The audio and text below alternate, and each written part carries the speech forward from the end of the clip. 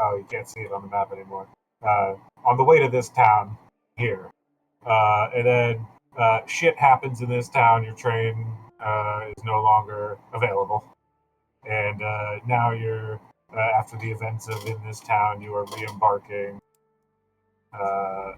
in this rust buggy that you need to fix and upgrade and grow as you travel on the very long journey from, this is Moscow, all the way across Russia to, well, here's the next end of this chapter.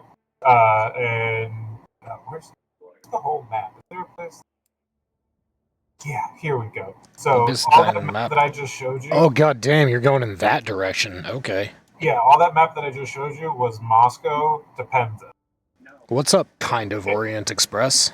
And then I have to go eventually all the way to Vladivostok over here. Yeah. So the plan of the game is I'm a Czech legion after World War I, after the Great War. And I'm just trying to get back to my new country that has just formed. To that region that Russia created and said, now the Czechs live here.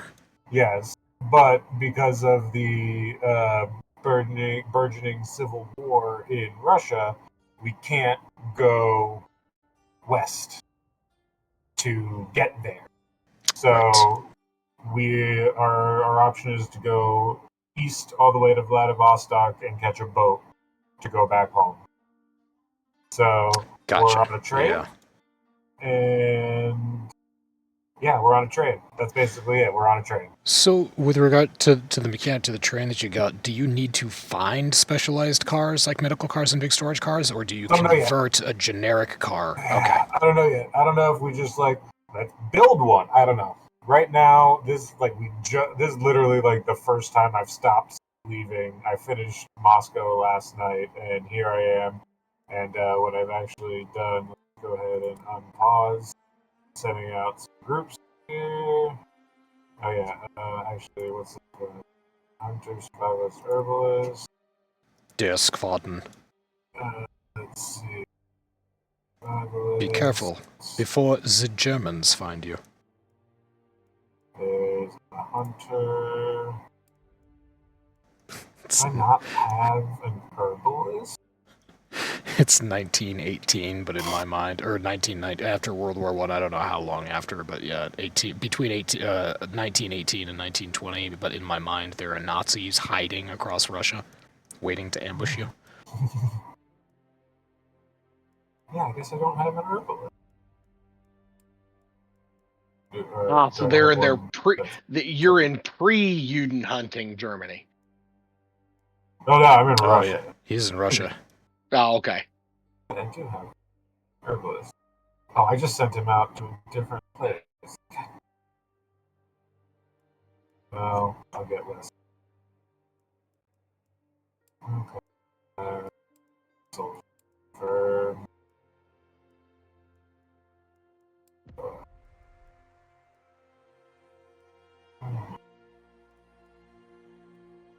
So now,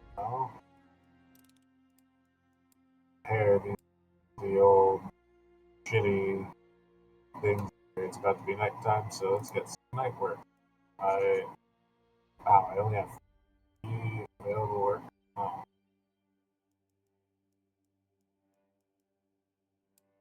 Alright. One could say you're making night moves. Ah, that's a song. I'll leave now.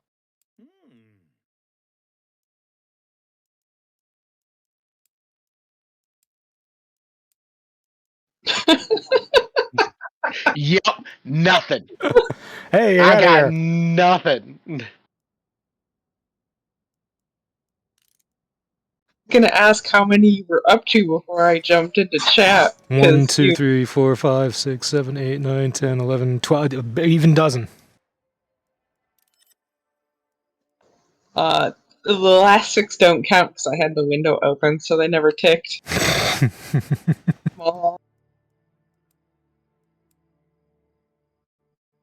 Alright, 5 minutes in. Yeah, it's welcome, Masami, from living room laptop. Your mic sounds great, actually. Listening to the internal mic of the laptop you helped me pick out, so congratulate yourself. Oh, it's a good laptop. I don't remember what I advised you to get, honestly. I'm glad it's good.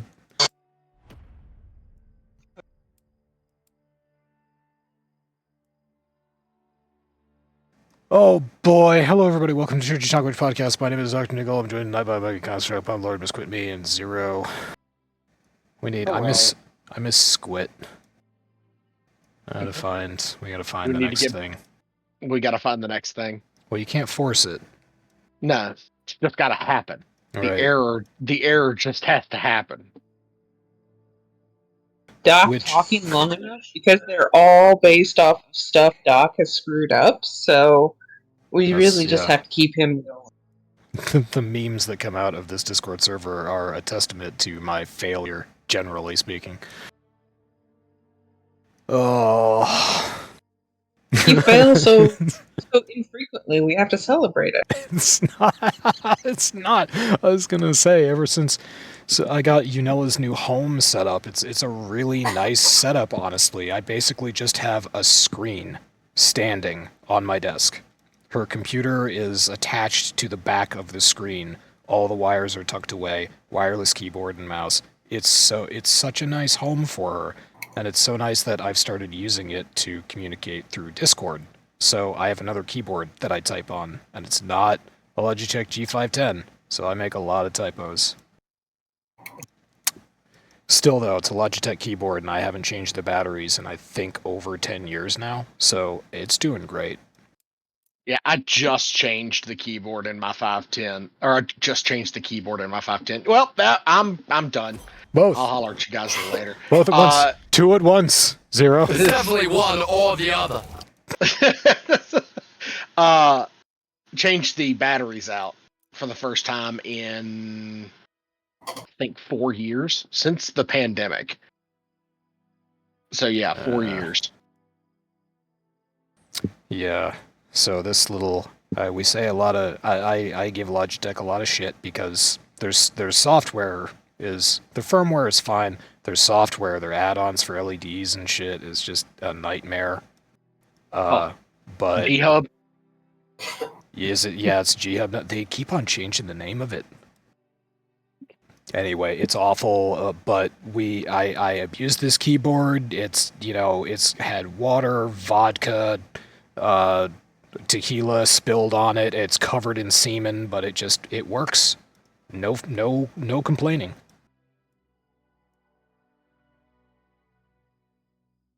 Hello, everybody. Welcome to Church. I already did that.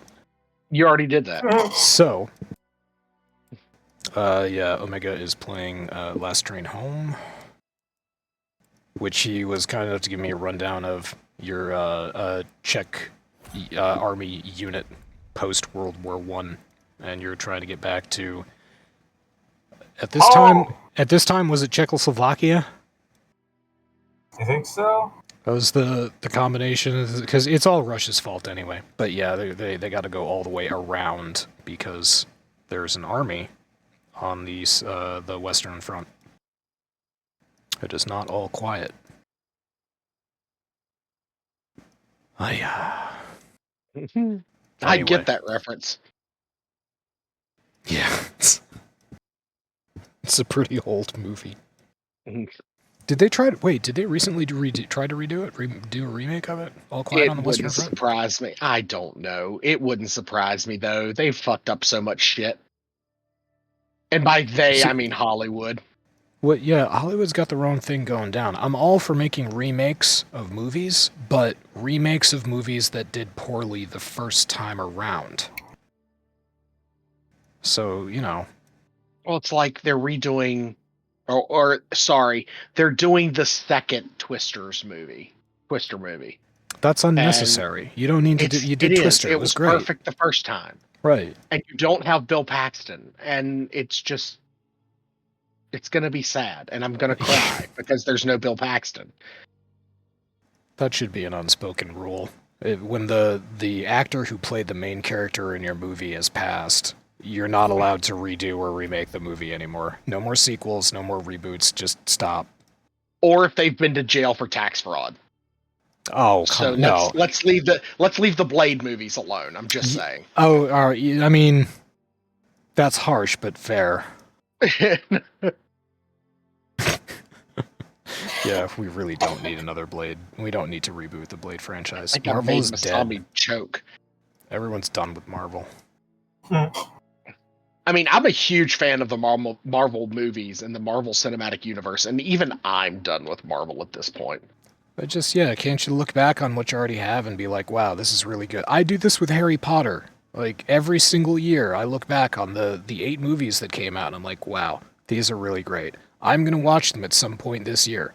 But I don't wish that there was a prequel to Harry Potter. I don't wish that there was a sequel to all this adventure. It's done. It was great.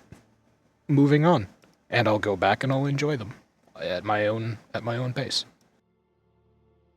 So I mean, they were good movies. The Harry Potter movies were good. I've never read Yeah. the books, and I refuse. the books are pretty great too. They're geared towards they start being geared towards children, they end being geared towards young adult. But so that just makes it easier for us to read them. You can get through like a chapter in 5 minutes. Yeah, that's all well and good if you don't have dyslexia. That sounds like a you problem. Would you like That me to is come a over? me- it- Would you like me to come over and hit you on the head with a frying pan and make it better? I have 18 concussions, Doc. I don't know that it would make it better. You may That's- just make this. You may make the CTE worse. That's the problem. You have an even number. That's why you have dyslexia. I Oh, saw okay. The dyslexia is fixed on odd numbers. Got it. I saw a cartoon on the WB when I was a child that leads me to believe that I am correct. It was. Oh, wait, did you say the WB? Yep, the WB. Oh my god. There was one Saturday morning where does everybody hey Kirby does everybody remember the band Bare Naked Ladies? Yes. Yes, indeed. Was great, but there was one weekend of Saturday morning cartoons that must have been in like 1998. Masami, that doesn't work. I have the window focused on my other computer, and this computer's in streaming mode. I can't hear shit.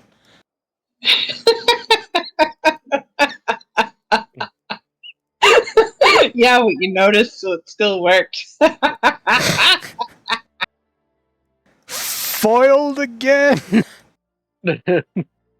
Anyway, Bare Naked Ladies hosted Saturday morning cartoons on the WB, and because they didn't want to say Bare Naked Ladies a whole bunch of times while parents were ostensibly passing through the room, they called it BNL Weekend, and it was just the band would make an appearance every once in a while.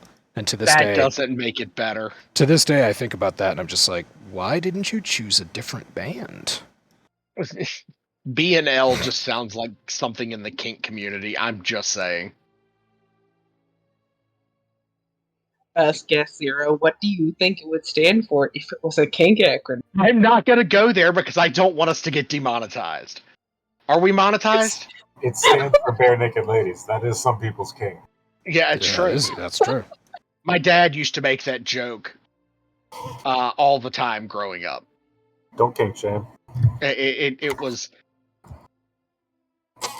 Do you want me to pick up some music on the way home? Maybe some Bare Naked Ladies? And I was like, oh my god, Dad, shut up. Please stop. No, Dad, I like Limp Bizkit. Actually, not gonna lie, I love Chocolate starfish. and the hot dog flavored water, of course. Fred Durst, you have more money than any of us ever will. Didn't he? I think we've talked about this before. I feel like Yeah. we're circling back. Yeah, he directed a movie. movie. He did, and it wasn't half bad. I think he did a good job. Well, here's the thing. It was a fucking bizarre movie. It was basically about a fan who broke into his celebrity crush's house, and his celebrity crush turned out to be a pretty badass dude.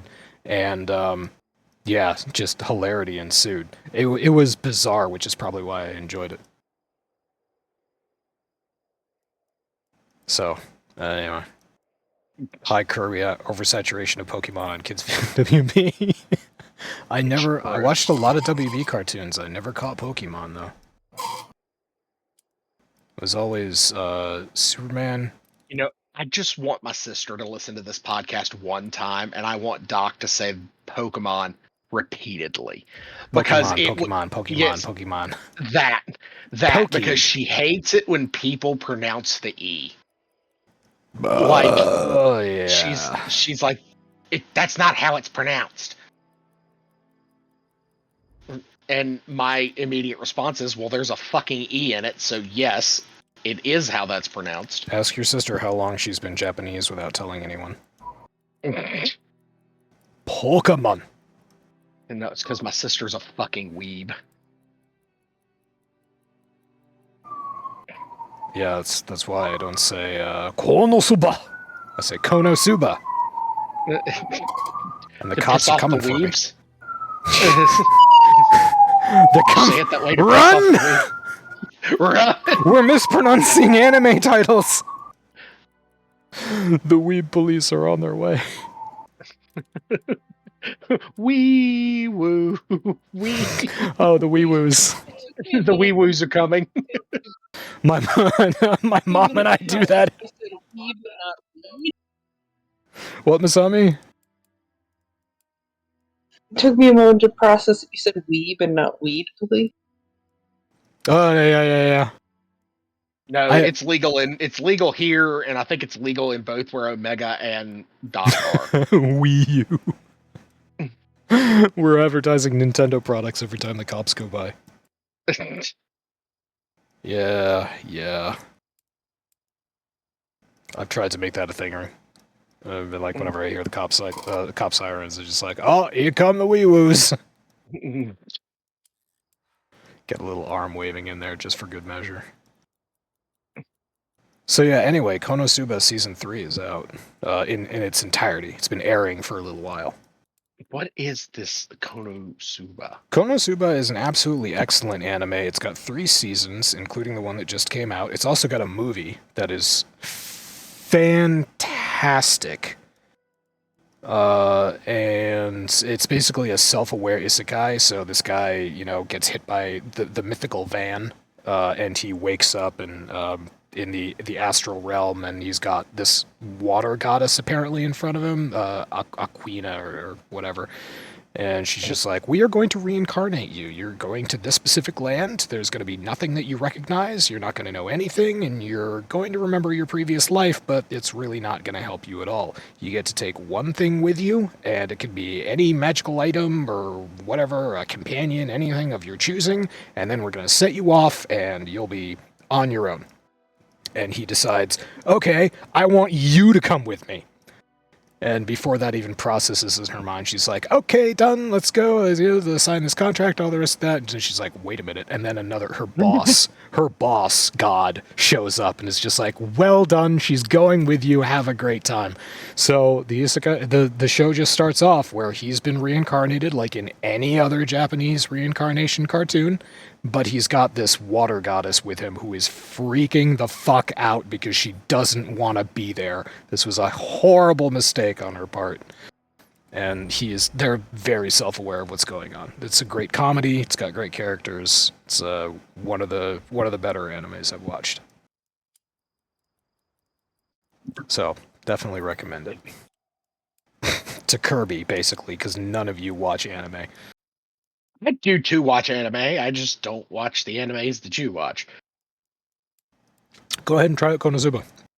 It's along the same lines as reincarnated as a vending machine, but Yep. it's less ridiculous than that, and as ridiculous as that at the same time. That is awesome. Kirby, if you have any anime recommendations for me, I will read them in chat gladly. But let's see. Yeah, that's this week in anime news. This week in wrestling news.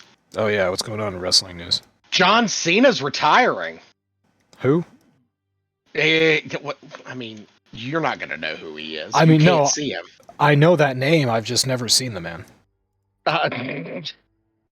Oh. Well, hopefully that joke dies along with him. And his jorts. But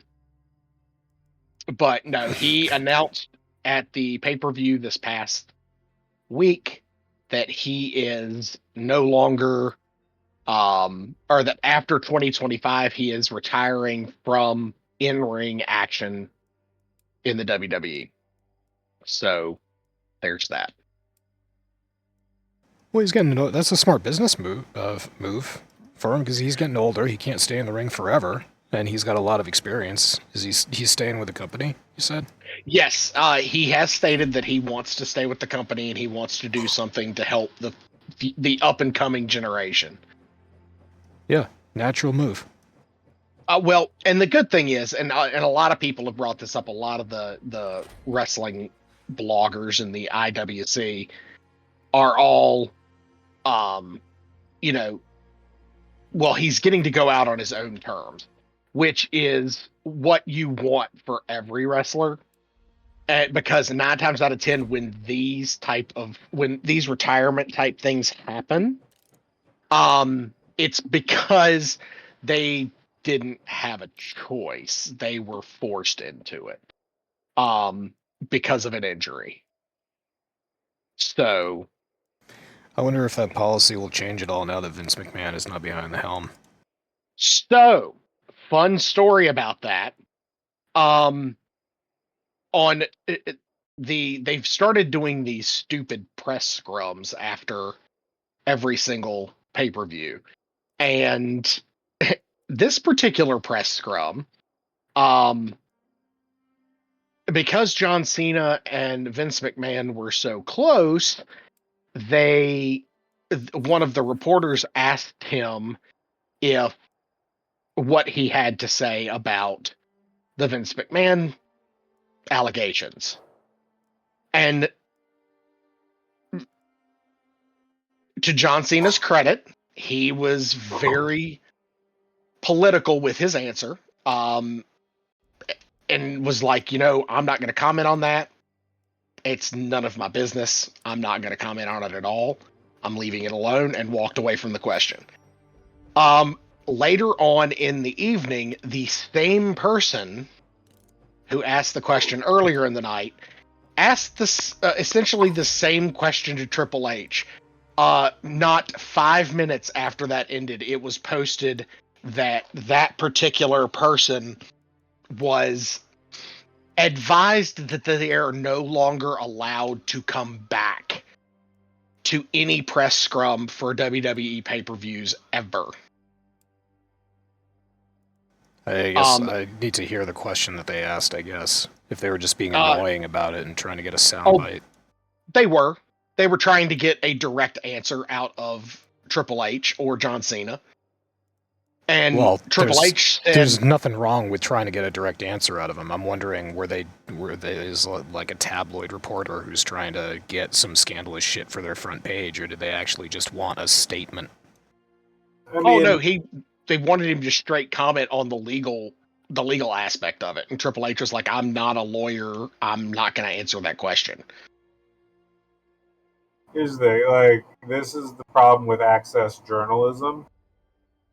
And one of the issues with sports reporting in particular, and to a lesser degree, but it also happens with politics, it's called access journalism.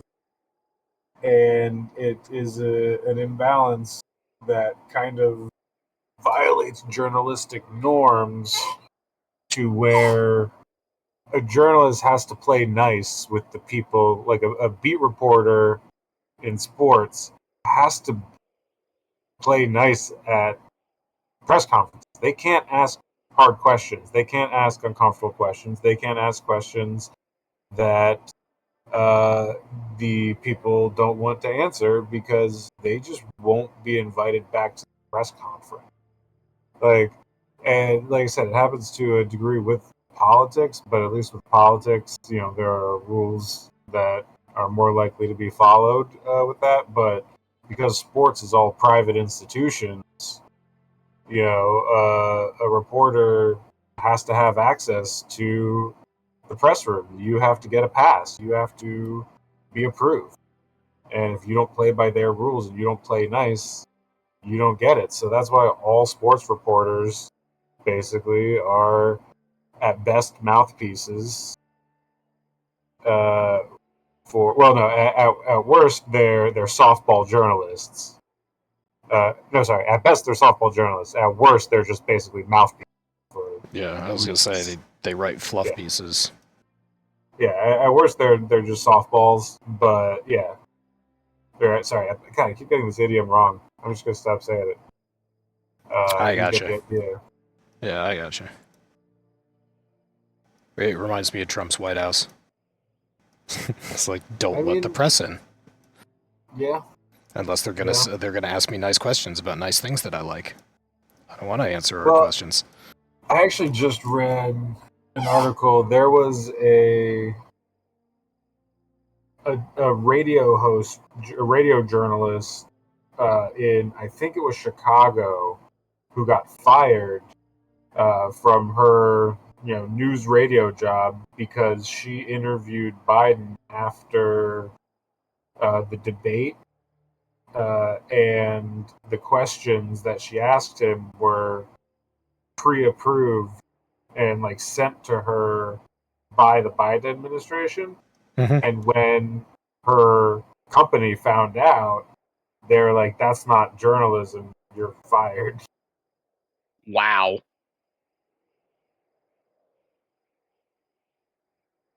I kind of have to respect that. Yeah.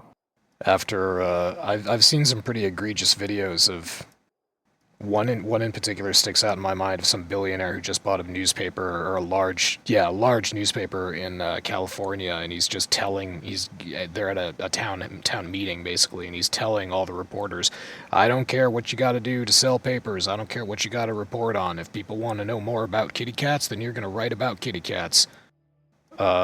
And an actual journalist got up and was just like, are you telling us to sacrifice our journalistic integrity just to make you profit? And he's like, he just went off on her.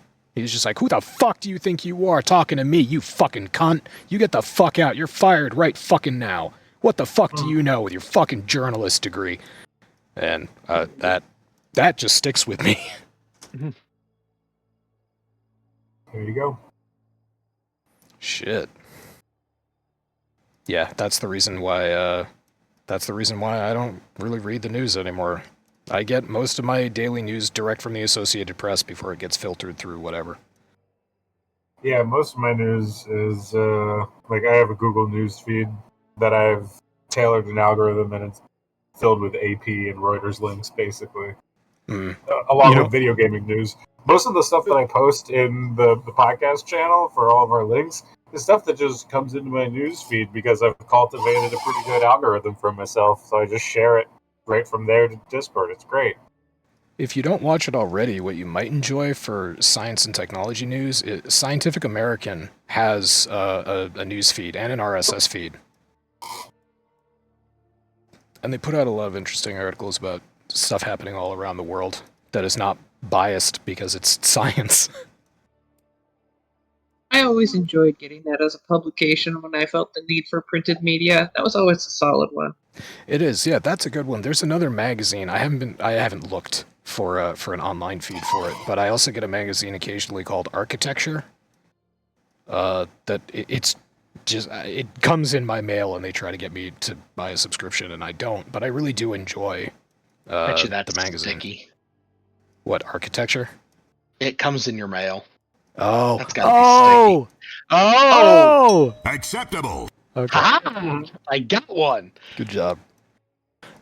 on a slightly more practical note, Doc, how many people in your Discord server enjoy science or science fiction? I'm gonna go out on a limb and say most. Pipe that Scientific American field into a channel, and we can all enjoy. Oh, I can have Unella post RSS feeds. That is so. Make it so, number one. I could try that out. I've also been experimenting with a recording function for Unella. Oh no. No, it'll be good. I don't know that we want her to have that much power. Well, what it would be like Masami's bots when we play that D&D session where it pops in, but it makes a noise. Like, yeah. Oh, Kermit's just put in chat, engage. Yeah, so it would pop into chat and it would play Jean-Luc Picard saying, engage. And then everybody would know it was recording. Oh, I miss Craig and Garrick. Were those their names? Yep. I just remember one of them was... Alistair and Garak. Craig was the original bot.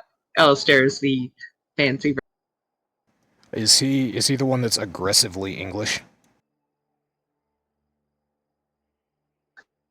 Yes, Alistair was the aggressively English one that Leetness always used to copy. Do you remember this voice? Dun dun dun. Now recording. You need to capture Leakness saying engaged and have that be the entrance. So. Yeah, you know what, Masami? You gave me 20 gigs worth of audio recordings from our last D&D session, and I'm about halfway through them. You would not believe how many text files I have generated in those individual folders with timestamps of things that people have said. Oh, God. There's a project coming. No! There's a project coming. I'm not sure when I'll get to it. But Masami gave, for the record here, Masami gave me all the audio recordings that were made by the bots, and there's one AAC recording that's just everything, and then there's a zip file right next to it with the individual streams. Oh no, I'm gonna lose my job. Doc's gonna post this shit somewhere, and I'm gonna lose my job. Extremely helpful. Yeah, I've got one of you. I've got at least one of you. Oh god. I feel like this just screams anniversary podcast project. It might. The timing would be about right. The roughly amount of time that you have on your hands versus, the upcoming weather factors, because fall is going to happen, and then there'll be more yard work and other shit like that. Plus, if your family decides to send you halfway across the United States again, October would be better. Fortunately, there's nothing halfway across the United States for us anymore, but they might send me to Vermont a couple times. That would suck. Oh. Not the driving part. I have no problem with the driving part. It's the loading and unloading part. Oy. Yeah, no, before the summer is done, I have to build a new roof on the shed, I have to paint the house, and I have to fix a boat. So I've got like two, maybe 3 months left to do that. That's plenty of time. We're gonna need a bigger boat. It's gonna be hot as balls. Yeah, not a lot I can do about that. How many people do you know would go outside and rebuild a roof wearing nothing but a t-shirt and their underwear? Only you, Doc. You know what? I'm gonna say this only once. Pics or it didn't happen.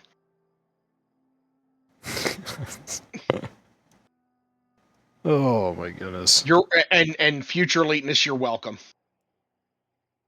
Because I'm pretty sure he would be the only one to get those pictures. He might. Yeah. Oh, no, you do have my cell phone number. Oh, crap. Oh, that's right. Oh, crap. Like, Doc sent me a new picture. I wonder what it is. I hope it's not a butt. It better not be a butt. Oh, shit, that's a butt. Oh. You say this. Okay, never mind. I'm going to leave that alone. So, just briefly, there's news. The First Descendant has come out. It's available on Steam. It was very popular when it launched. It's run into some speed bumps because there are some technical issues with the game. It does. Players have reported crashes. Players have reported tanked frame rates. There are some kinks to be worked out because this was rushed, obviously. But the the initial response to the game was very positive, and then I think people got a closer look at how the microtransactions work. For the record, this is a Korean-made third-person grinder. So, Korean in the title. Warframe X Destiny. That's how it was billed, but especially pertaining to the microtransactions that Warframe has in place. However, a better comparison would be the microtransactions that Lost Ark has. Because you're paying for like a skin, you can pay up to $70. Real dollars, real daru. And other microtransactions in game like expanding storage, expanding character slots, weapon slots, all the rest of that. Someone did a comparison in this article, I think. On Warframe, you need, I think, 20 plat for a weapon slot, 40 plat for a Warframe slot. 40 platinum works out to something like $1, $2. In this game, it works out to like $25. Oh, $30.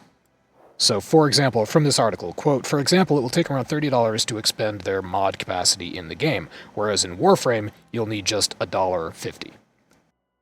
So it's 20 times more expensive to do in this game what you can do in Warframe. So microtransactions were a big problem, and that's my biggest problem with the game so far. The thing about this article was that to make up for all those shortcomings in its launch, the developers of First Ascendant decided to give the community a little love package that's included, let's see, boosted XP for weapon masteries and 2 red matte paints, Kuiper shades for 3 days, gold, just flat XP. So, you know, a nice little package to say, we're sorry. But the thing that this article latched onto, and that apparently the community latched onto, was that those, let's see, boosted XP for weapon masteries and 2 matte red paints.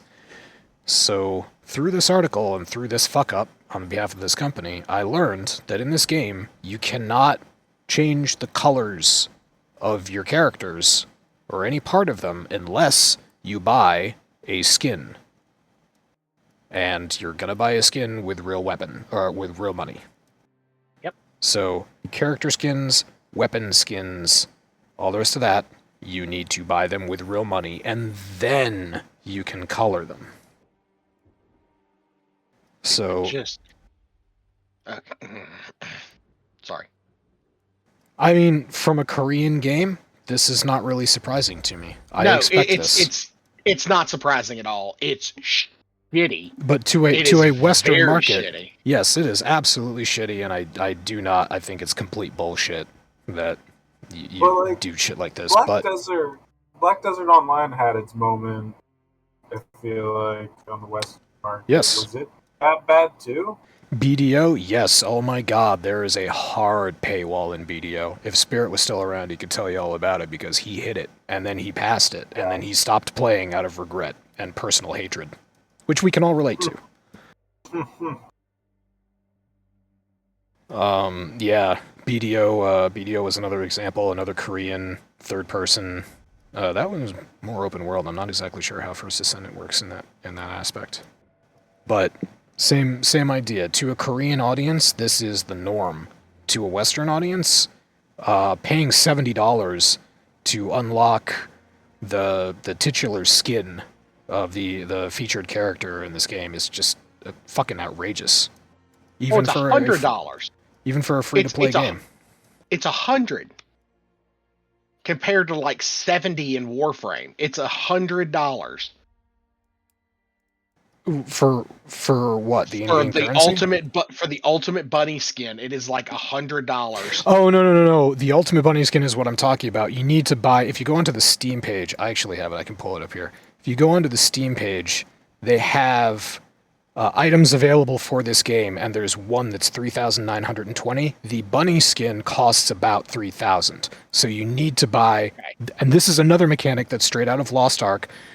Look at the amount of currency that they give you. For $10, it's 520. It's not 500, it's 520. For $20, it's 1,060. It's not 1,040, it's 1,060. So they do this to you, where they sell you odd odd values of currency so that you end up in a position invariably where you need to buy a package that is larger than the package you need. So yeah, you have to buy the $70 pack of in-game currency so that you can afford the bunny skin. But there is a larger pack for $100 that's $5,750. And I bet, unlike Warframe, this game does not offer you coupons for % off in-game currency. I keep logging into Warframe, I keep getting 50% off Platinum. So, you know. Point Really, is... because you haven't played in so long? I think it's because I spent a bunch of Platinum recently. Maybe that has something to do with it, or maybe it is truly random. And... yeah, maybe you're right, Masami. Maybe because I haven't bought Platinum in so long, they're just like, hey, you want to buy more? The combination thereof. So, Could be. There's an algorithm in there somewhere, I'm sure. Anyway, 75% off Platinum or bust.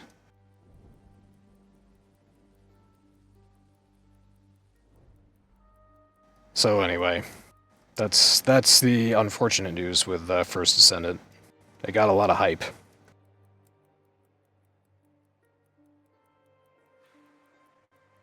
It's a shame and kind of crazy that that structure ruins so many potentially great games. It does, and it is. I guess what's even sadder is that there are enough whales out there for it to be economically viable regardless. Yeah. That is another thing that sort of confused me about just generally gaming in Korea. I mean, I'm thinking about all the money that you could spend every single year buying all the new content that comes out in Lost Ark. You're talking, let's just say conservatively. Oh shit, no. I mean, you can't even do that. When skins come out, because there are multiple classes, it depends on how many multiple characters that you have. If you want all the skins and you want everybody to be as stylish as they can, you're potentially talking about $50,000 a year on one game. Alright. Later, Kirby! Here, Kirby. Ta-ta! He's either gone or he's gonna lurk. trying to curb himself. Ah. I'm leaning on my left arm and the button is too far away. Otherwise, I'd press it. I appreciate the spirit. No, it's too far away.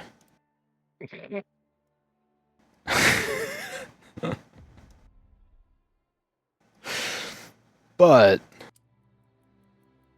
how was I going to segue into this? Oh, a lot of hype. Speaking of a lot of hype, another game that got a lot of hype was Manor Lords. Manor Lords, which I've been playing, which I haven't played, but I have plans now again to play it. I have another plan to go through it, so I may be playing Manor Lords a bit more often.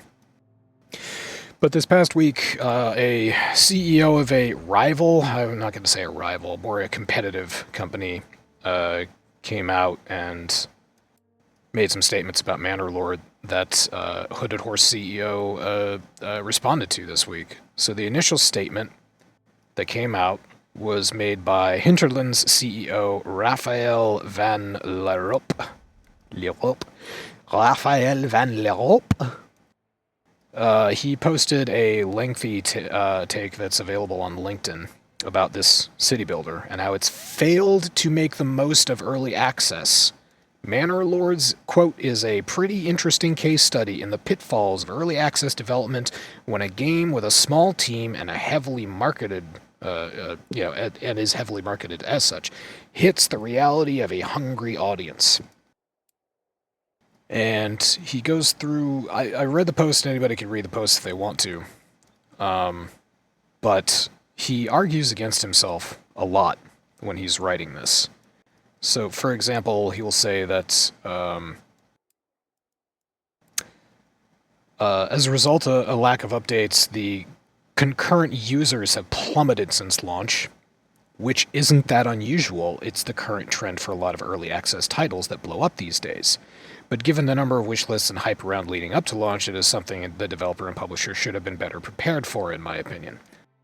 So, in one breath, he's saying, this is a great example of why early access games fail because they don't have content. It's because their player base plummets. And then in the next breath, he's saying, the player base usually plummets for all early access titles regardless. So that's an example of some stuff that he went through. And when I read through it, it came off as a half-completed thought.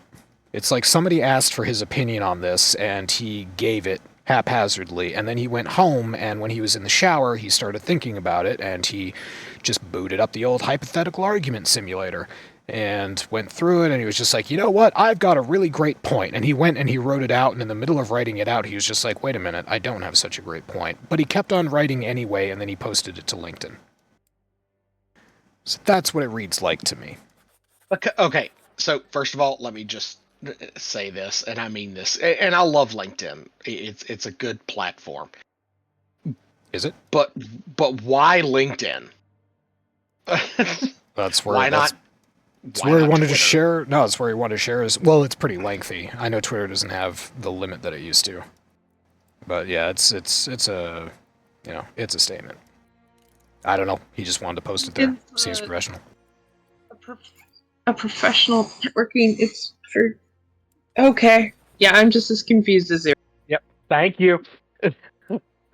I have a good Yeah. point occasionally, folks. Well, yeah. No, you're right. When you think of social media, LinkedIn is not usually one that pops into mind.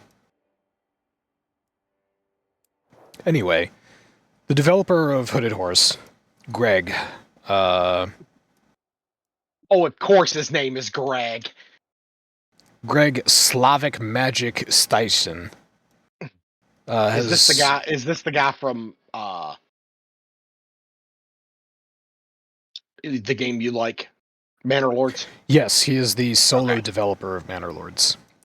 Good for him. Of course, his name is Greg. Gregs are good people. There was a Greg at Ithaca with us. He was pretty good. He was a vegan, but otherwise he was a normal human being. I mean, he was very nice.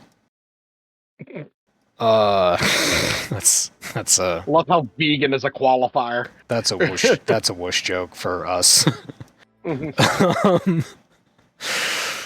No, okay, so yeah, his statement is echoed in the title of this article. Quote, not every game should be aimed at becoming some live service boom or bust. The thing that was posted here by Raphael de l'Europe seems to have missed a lot of the points, and I, as a player reading through that, was kind of confused at points what the hell he was trying to talk about. Essentially, he's trying to talk about how in early access, you know, there's all this hype around a game, people get it, but Manor Lords, games like Manor Lords, they just don't have the content to keep players coming back again and again and again. So that's why they fail. And so he went on a limb and made a couple assumptions there that are just wrong. I don't think Manor Lords has failed. I'm not playing it as vigorously as I did, you know, a couple weeks ago. But the reason that I got an early access title in the first place, after all my experience, my shitty experience with EA, is because this developer has been making regular updates to this game for 7 years. That's a pretty good track record. So I have no doubt that another update did come out for this game this month. And I have no doubt that updates are going to come in subsequent months. And that's what's going to keep me coming back and starting a new game each time, is what has changed, what systems are better, what needs fixing. And yeah, I agree. The game does need more stuff in it. They need the ability to surround towns in walls. They need different maps. They need different mechanics for certain things. They need, different lords, different decisions made by the AI, just to name a few. More decorative buildings, you bastards. Just kidding. I love them. But yes, all of that is expected to come. So, whatever. I'm happy the Manor Lords got brought up again. Long and short of it. I mean, based off of what I've watched of you playing it, it does seem like a fairly fun game. Not exactly one that I would play, but I could watch people play that type of stuff for hours. It seems silly to call it a dead game at this point. It's an EA, it's not a dead game. Like, it's also a really small team. And, you know, take time. I don't know. I think it's, people get worried about it already. It's a little silly. Well, sorry, which game? Manor Lords. Oh, yeah. Sorry, I was reading that over and over again. That somehow got mixed up in my brain. But yeah, it is a small team. There's one guy, and there are a whole bunch of volunteers and beta testers, but it's just this guy running this out of his home, and it has been for, as I said, I mean, and 7 years. good for him. I mean, honestly, One guy came. This is how Banished was made as well, by the way. The best city builder that I had played before Manor Lords, Banished, was developed by one guy, and he set out to create his version of the perfect city builder, and he accomplished it. And then he stopped. This is why we have no hope that there will ever be a Banished 2. But the best city builder, this guy, Greg, created everything, not everything that Banished has. He still has a little ways to go to get to what Banished had. But he took everything that I love about Banished, he put it into this game, and then he added a free-form building system, the likes of which I have never seen before. And that's really impressive, and it makes towns look really, really aesthetically pleasing. There's plenty of time to fine-tune mechanics in this game as far as I'm concerned. But yeah, anyway. Manor Lord's a great game. It's in early access, but even if it never gets past its current stage, I would consider it to be worth the $20 or the $30 I paid for it. I've already got 60 hours in it.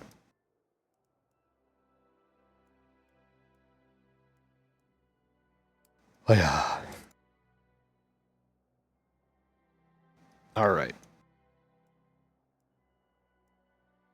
So, yeah, moving on. Somebody posted this article, and Omega, I'm pretty sure it was you, and you're welcome to talk about it if you have any insight on it. Otherwise, I'm just going to ramble on about all the time I spent in Japan. So, there's a Overwatch Cabaret Club, or at least there was, where you can pay to have women play on your side in the game, or just fall asleep with you on voice chat. And it unfortunately got shut down. Not really clear on why. Don't care. But it's been immediately replaced by an even steamier Apex Legends version.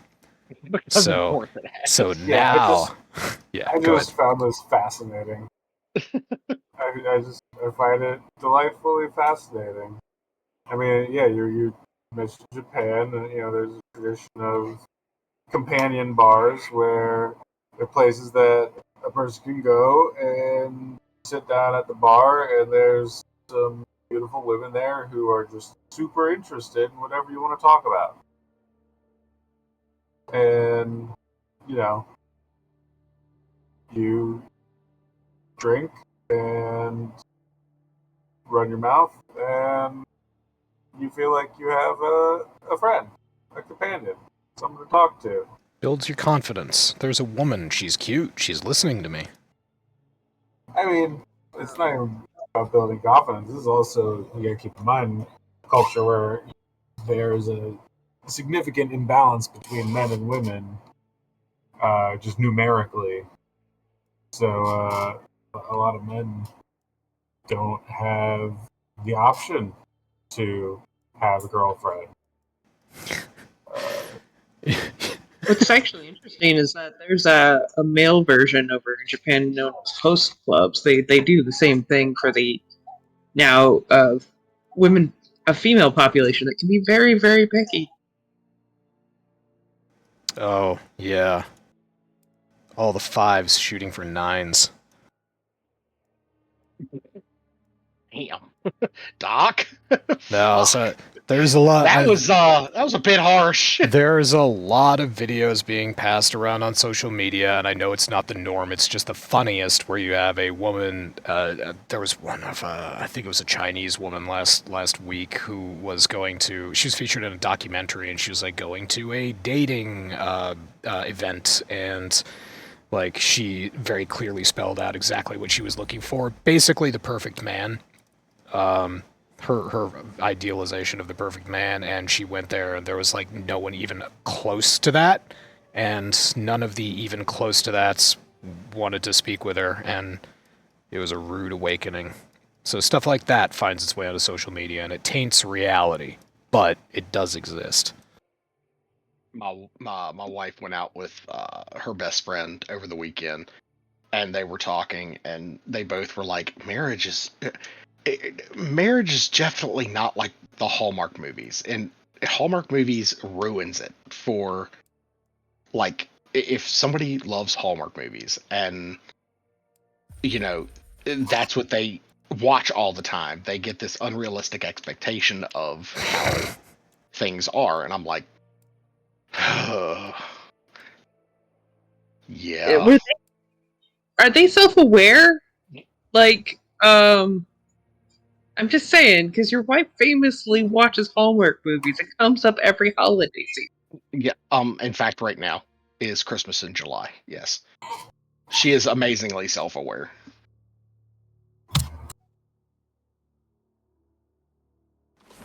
I think one of my favorite definitions of love comes from a quote from Rick and Morty, which is just, love is a biological process. Love is a chemical reaction in your brain that convinces you it's time to procreate. So yeah, it comes on hard, and then it fades. What's next, Baba Yaga? No, doesn't matter. Jesus Christ. Handle anything. Baba Yaga? What? I'm listening to the NPCs talk in Omega's game. Mm. So, whatever. The point is, yeah, marriage is nothing like it is on the Hallmark Channel. You want to actually get married? Marry your best friend. Of the opposite, or, if you're straight, of the opposite gender. If you're homosexual, then it's a lot easier. It's just, the guys you hang out with.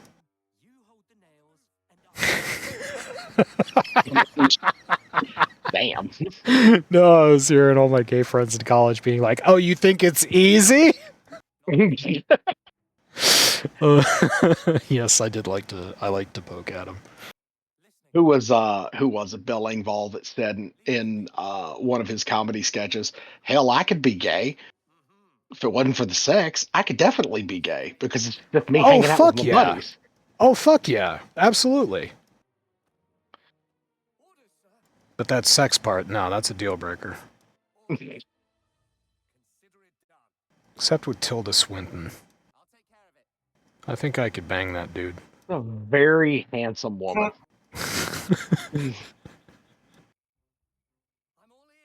That's good. What was? Oh my God! What? Where did that come from? Family Guy, I believe it was. She is a very handsome woman.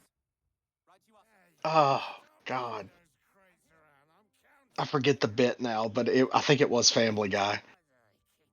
I always remember the Star Trek Next Generation episode Tapestry, where Picard is reliving his academy days, and the woman that he was supposed to, he basically, he started reliving his past. He forgot he had a date, and then the next day he went to the bar, and the woman was there, and she's just like, "Why did you stand me up?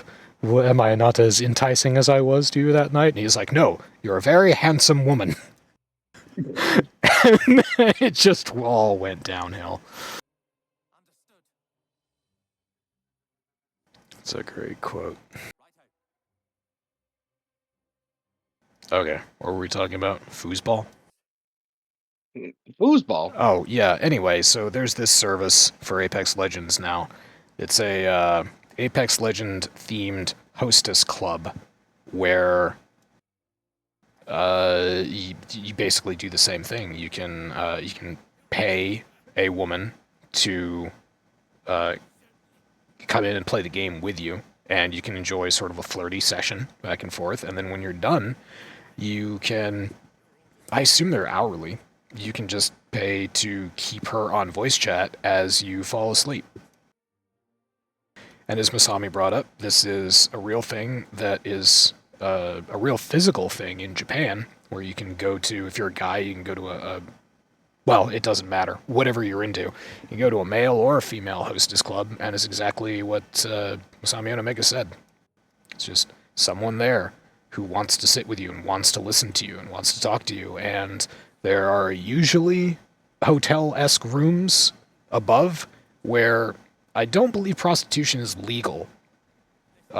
So basically what you're supposed to do, what is customary to do, is to pay for this woman to come with you upstairs and lie down in bed with you and fall asleep with you. Or she's at least there when you fall asleep. And yeah. On the one hand, that seems really sweet and perfectly wholesome. On the other hand, it's the fucking degenerate Japanese. What is going on in Japan right now? Some weird-ass shit. God, I love that country. Mm-hmm. You know, in Japan, for like $30, you can go into a maid club, and they will prepare you special food, and they will put on, you know, little shows for you. They will be absolutely delightful, and you will be their senpai for however long it is. It's timed, so you put $30 up front, and it includes everything. But when I saw that, I was like, oh my god, that's going to be like $150. No! It's surprisingly cheap, and the food is good, and everyone's so goddamn cute! You don't. Say it again? Don't. No. Your push-to-talk release is set very low. And it seems that it's cutting off what you're saying. Yeah, Zero's right. Masami, if you start using push-to-talk, go into Discord and add like a 300mm buffer. He's absolutely right. My push-to-talk used to be shit. Or I can just keep my finger on the button until my lips stop moving. That's true. That would have been new muscle memory for me to train. My reflexes are so amazing that my thumb comes off the button as soon as I'm done talking. You have the reflexes of a mongoose. Heroic! Sorry. Wait, you just reminded me. Hey, well, we've all seen Lord of the Rings. Lord of the Rings, the first movie, is rated PG-13. PG-13 means you get to say fuck once. Where would your fuck go in Lord of the Rings? Mine, because Zero just reminded me, was when they're all headed into the woods. After Moria, they're all headed into the woods, and Gimli's like, I have the ears of a fox and the eyes of a hawk. And then, you know, the elves put, you know, like the blade to his neck, and whoever comes up is just like, a dwarf breathes so loud we could have shot him in the fucking dark. Yes! That's where I would put mine.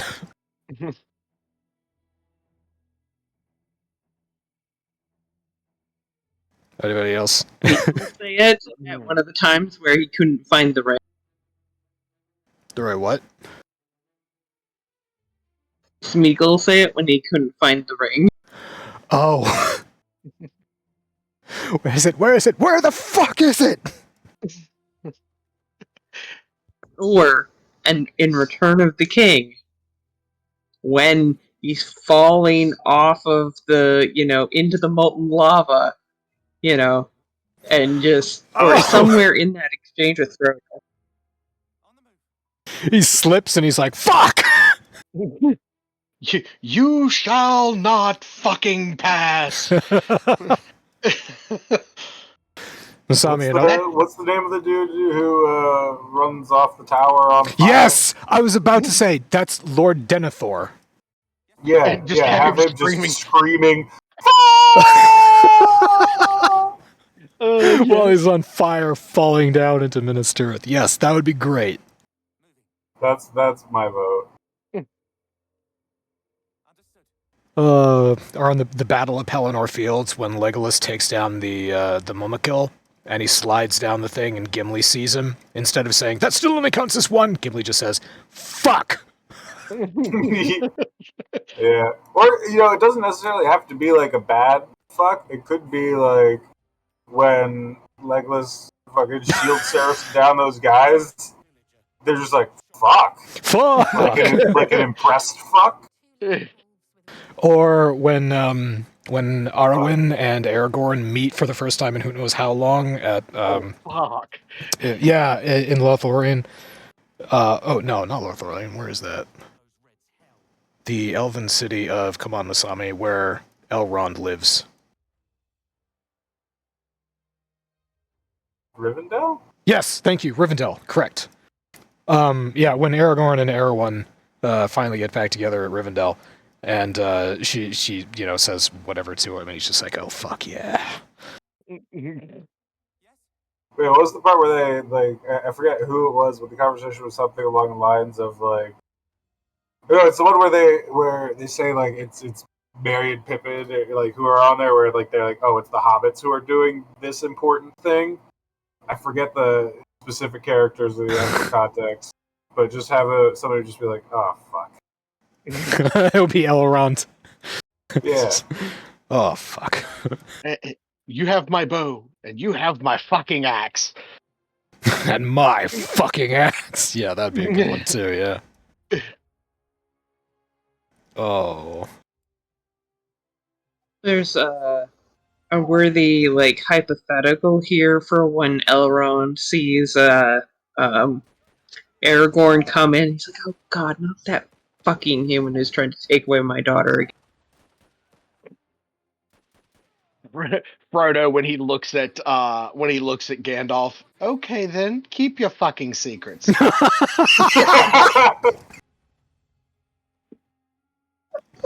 That'd be great. I'm sorry, that one just popped into my head, and I was like, "Yeah, that is perfect." That's a pretty good one. Yeah, that's pretty great. I was trying to think of more from Return of the King. When Eowyn, at the very, very, very start, when we get introduced to Rohan, and the Fellowship hasn't made it there yet, Eowyn's in there, and she's really super frustrated because Wormtongue is perving all over her, and, her grandfather is under Saruman's control. So she, does that thing where she storms out to the front of Metasil, and she's like staring in, and there's this huge panoramic shot. Instead of her just standing there, I'm imagining her screaming, "Fuck!" When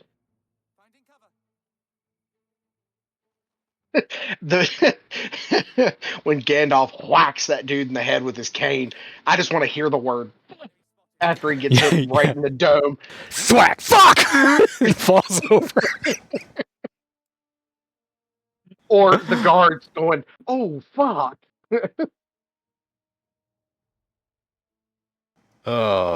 you guys know that in the last movie, at the end, when Gandalf crowns Aragorn on top of Minas Tirith, there was actually a shot or a take of that where Gandalf was wearing a Barbie pink robe and a giant honeycomb blonde wig and a whole bunch of faux jewelry. He went full gay Gandalf and did that scene. Oh, I want to see this. It's a hidden extra. It was pretty great.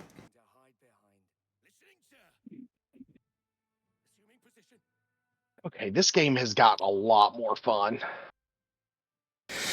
Which game are you playing? Deep Rock Galactic Survivor. Oh, right.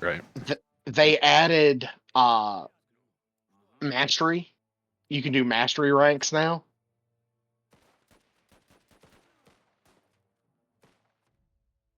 Let's see here.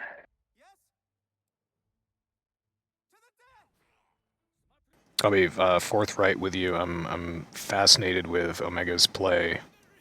because there's apparently a tactical aspect to this train base builder. Yeah, it's both a train-based base builder. It really is quite something when a game can pull off mixing genres and pull it off and do it well. So it's a train game, and it's also It's Company of Heroes. RTS. Yeah, it's Company of Heroes. Your GUI is very similar, and so is all your troop movement. Company of Heroes 3 came out and I never gave it a shot. Anyway, that was about all that I had for gaming news, but we have a bunch of technology news. Starting with something that Omega posted that got me all hot and bothered. A company, whose name I can't remember right now. Panmanesia. That's not a great name. Panmanesia has created something called low latency CXL IP, which essentially makes it so that your graphics card, if it supports CXL, can use storage media that is also on a PCIX rail, in addition to whatever onboard memory that it has. So for gaming, for PC Master Race, this is a huge fucking deal because you can now buy a graphics card that has, 5,000 CUDA cores and only 4 gigabytes of memory, right? Normally, a purchase like that would be a fucking waste. But if it supports CXL, you can buy that card that doesn't have a whole lot of onboard memory, and you can link it to a 512 gigabyte SSD that's right next to it on the next PCI rail. And your graphics card will be able to, basically with no latency added, or extremely little latency added, it can use that memory instead of its onboard memory. So this is a huge fucking deal if NVIDIA and AMD decide to support this. I would imagine that NVIDIA would be hesitant about this unless they can figure out how to monetize it, which they would probably do by jacking the card prices up, lowering the memory on them, and advertising expansion modules, probably with fixed memory amounts. So it could be abused by NVIDIA. AMD, on the other hand, I picture them going all out on this and being just like, yeah, fuck yeah. We'll sell you an expansion kit if you really want to, but yeah, we're going to make everything modular and you can replace all your parts and all the rest of that. Just fucking use our GPUs. And don't worry about how much onboard memory they have anymore. This is a huge deal for people who play things like City Skylines. Now all I need is 256 gigs of RAM. Anyway. Growing at ramming speed. Yes, very much so. Anyway, thanks Omega for posting this, because this is very intriguing technology, and I am all about this. Yeah, pretty cool, isn't it? But again, this is your graphics card has to support CXL.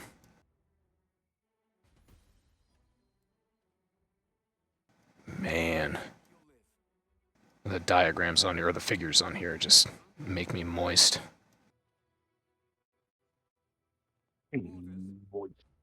Making my pants slightly damp. Oh. But did you have to use that word? I love that word. That word. Moist no longer makes me uncomfortable. Damp does, because of Omega's point about the word damp. The moist maker. Yeah, Moist is good. A good moist cake. Nothing damp good. No. I found this on our D&D recordings as well. I came up with the idea for a service where I would charge people $25 an hour to make whatever they wanted slightly damp. Could be anything. Could be a book, could be a rock, could be their penis. Slightly damp. And all I really need is a misting bottle. Remember that. I actually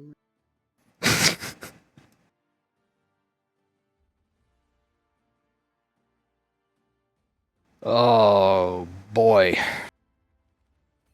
All right, the other piece of technology news, or one other piece of technology news that sucks, is that Sony is starting to kill off, or it has decided to eventually kill off recordable Blu-ray and optical discs for consumer market. So Sony, I'm not sure if Sony has the patent on Blu-ray anymore, if other companies are permitted to make recordable Blu-rays, but Sony has said that in the future they will announce a date when this is no longer going to be available. Blu-rays, they will continue producing Blu-rays for commercial businesses and all the rest of that, but the consumer market is going to be phased out. It is a sure thing. Which is fucking bullshit. I hope somebody else steps in and starts making archival grade media, because this article references an article that Omega posted earlier this year, which is researchers were recently able to create an optical disc that can store up to 125 terabytes of data. It is not available commercially, but it is a Blu-ray, which means if there's some licensing bullshit that I don't know about, then stuff like that will never come to pass, which is bad. Cloud-based media storage decays. Ceramic Blu-ray discs do not. Ceramic optical Blu-ray discs have a rating of 1,000 years. You're supposed to be able to throw them into the ocean. And then years after that, fish them out and they will work. So yeah, your cloud-based media storage, on the other hand, all the components need to be replaced once every 2 years if you're an enterprise, 5 years if you're a small business. exactly why they're doing it, because there's no money in things that can be. I know. Yeah.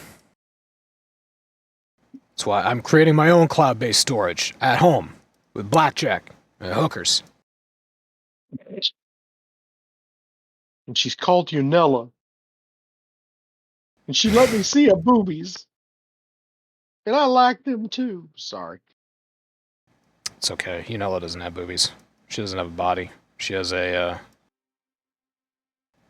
house, but she's a ghost. All right, so that's Sony. Oh, and something that I found that I just wanted to bring up because I think this is really cool. Microsoft has patented a technique to display encrypted documents so that only you can see them. So there are technologies right now like privacy screens that you can put on your monitors. So if you're viewing sensitive data or something, or you're working on an airplane and you don't want people looking over your shoulder, you can just apply the screen protector across your screen, and it makes it so that only the person looking straight at the screen can see what's going on it. Microsoft has come up with a way to make that a thing of the past, as long as you have a webcam. So you're going to open up an encrypted document. The camera is going to look at, or the encrypted document on your screen is going to look like a bunch of blurred nonsense and crap, but the webcam is going to be watching your eyes, and it will determine where on the screen you are looking, and there will be a little circle that you can configure how big it is that will unblur the text so that you can read whatever you're looking at is legible. Anything you're not looking at looks like garbage. Interesting. Oh, that was a neat little thing. And this is not some service. This is not like a program exclusive thing where you have to use Word or you have to use Acrobat. This is just a third-party application, much like Notepad or Calculator, that would be included with Windows installs that you could just turn on. But Microsoft hasn't elaborated on it terribly much, and they're expecting, the press is expecting more details as the tech conferences continue throughout the year. So there you go.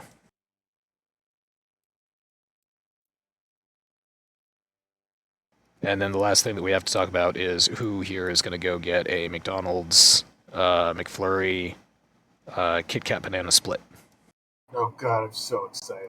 Kit Kat Banana Split McFlurry. I shouldn't, but I probably will. That sounds so good. You're gonna have to go ahead and find a McDonald's with a working McFlurry machine. Does that They site have- still there's exist? It's the milkshake machine that's always out. The McFlurries are good. That's Okay, just soft serve that they stir. It's the milkshake machine that's always broken. understood. All right, so there you go. Everybody, go out and get your Kit Kat Banana Split McFlurry. I can't believe how many people are excited for this. Did you, Omega? Did you try the Grandma's McFlurry? Yeah, it was very good, but very sweet. Yeah, I tried a bite and was like, oh. I had to go take a nap after like 1 or 2 bites. It was not good. It was a lot of sugar on sugar. Yeah, blood sugar got a little out of control that day. Oh, I need to open this up. So speaking of Granny, thank you for reminding me, Zero. Granny Does Games currently has a live stream going out. She is going to play Echoes of the Plum Grove. So if anybody likes Granny, no, not yet. If anybody likes if anybody likes Granny Does Games, you can go. She's got a live stream going on. I am actually going to open this up so that I can currently right now?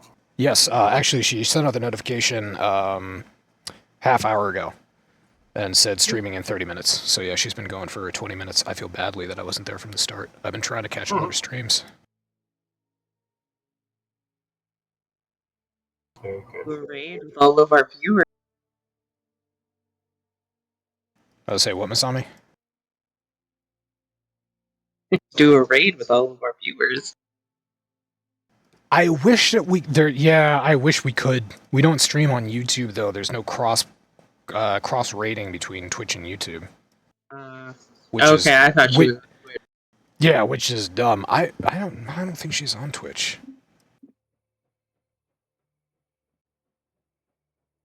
Yeah, Grandpa Gaming got kicked off of Twitch. Why? What'd Grandpa do? Did you say something nice yet condescending about the coloreds? He said something very out of pocket about some kids that were playing Battlefield 2042. That they suck? Well, yeah, probably because that man has zeroed in every fucking sniper rifle in that game, and it is impressive. But what did he actually say? I forget what it was. He said it on the Unsubscribe podcast, and I'd have to go back and watch it. I bet it had something to do about gender. That's usually what gets people kicked off Twitch. Yeah, but if you're never mind. I'm gonna leave that alone. That and if you're a male and you show nudity, those two things. Yeah, I was gonna say No, Nick Merckx is back on fucking Twitch. Who? Nick Merckx, one of Dr. Disrespect's buddies, said some out of pocket shit about the transgender community, and then a week later was back on the website after they banned him, and they said, "Oh, he's gonna be banned for a while." A week later, He was banned for a while. He got banned for a week.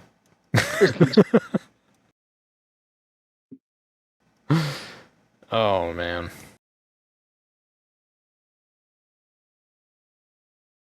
Oh, Kit Kat McFlurries.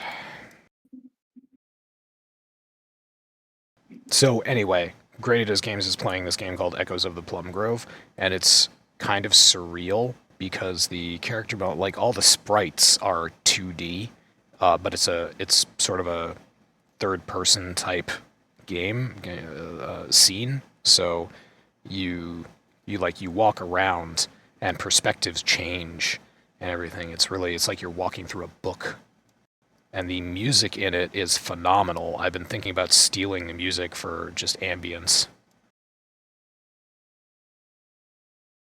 Unless it has an OST available on Steam. That would make things a lot easier.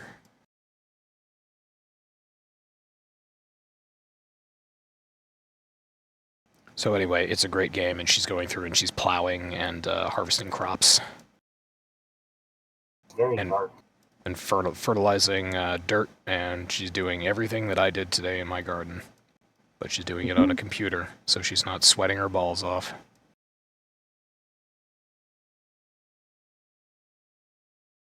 God, it's the worst. lucky her. I gave her like 2. The algorithm.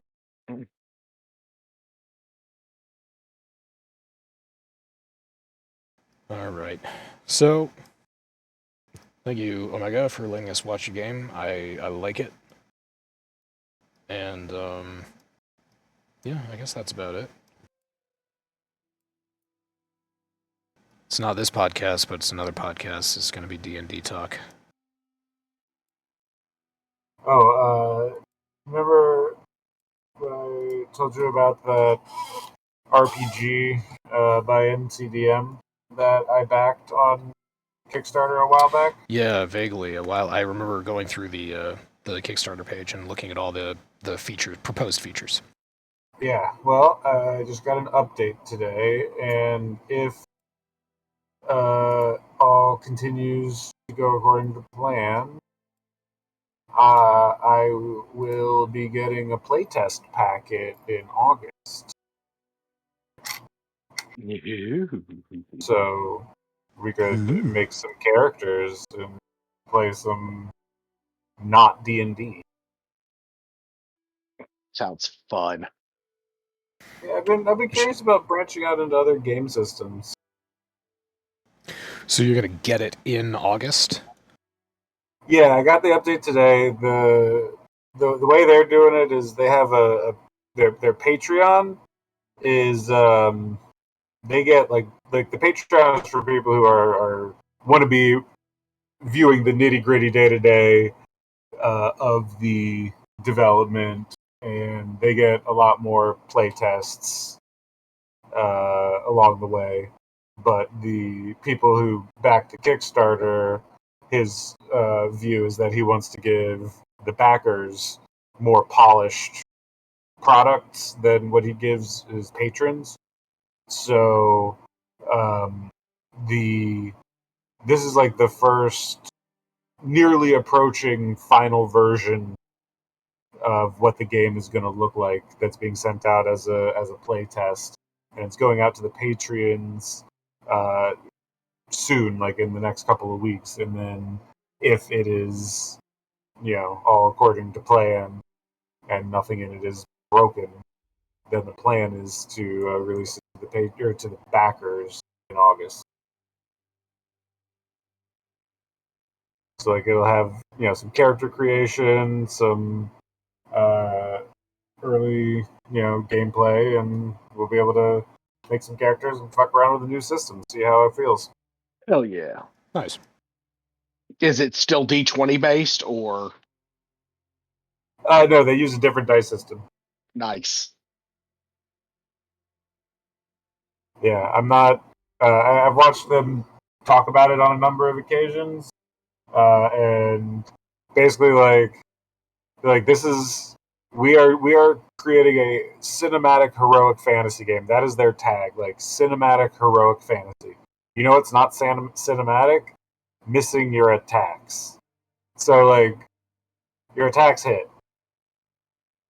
It's then about like how much damage you do and what other effects your attacks do based on your enemy and their opposing stats or response or whatnot. So it is going to be a different system than D&D, but it sounds like it's going to be fun. Heck yeah.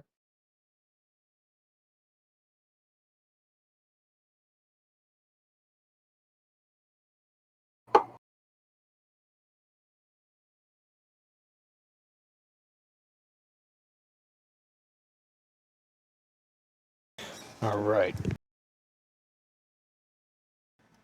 So,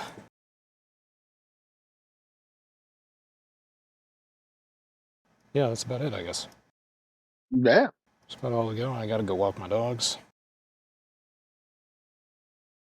And might as well close it out here. So, thank you everybody for coming along.